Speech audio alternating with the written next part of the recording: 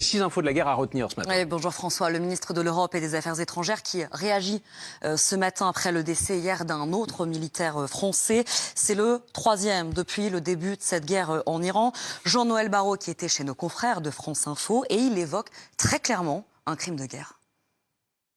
Il s'appelle Anissé Girardin, militaire français de la FINUL, qui est donc décédé hier de ses blessures. Il était justement présent dans cette embuscade qui a aussi coûté la vie à Florian Montorio. D'ailleurs, Montauban s'apprête à rendre hommage au sergent-chef Florian Montorio, tué au Liban. C'était le week-end dernier. Ce serait une cérémonie nationale à suivre, évidemment, en direct sur BFM TV d'ici 45 minutes environ. Je voulais également revenir sur cette nouvelle session de pourparlers entre Israël et le Liban. Ce sera aujourd'hui à Washington, avec en toile de fond la volonté libanaise de prolonger d'1 mois la trêve qui est en vigueur depuis le 17 avril dernier.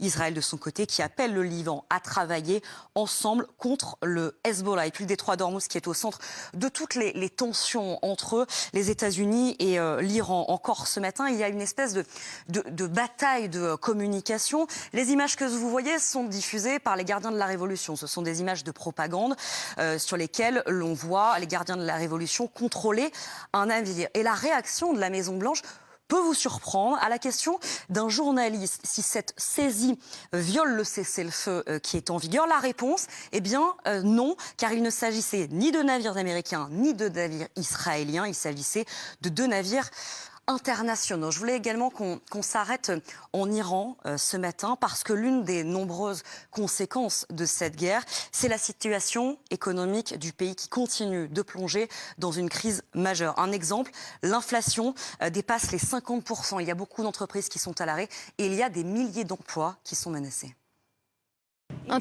Et puis juste une dernière info, François, on parle depuis plusieurs jours de ces possibles nouveaux pourparlers à Islamabad. Un journaliste du New York Post a demandé au président américain si les négociations allaient reprendre dans les prochains jours. La réponse est rapide, c'est possible. Voilà ce qu'il dit, c'est donc à suivre. C'est très vague. Merci beaucoup. Merci Pauline, à tout à l'heure.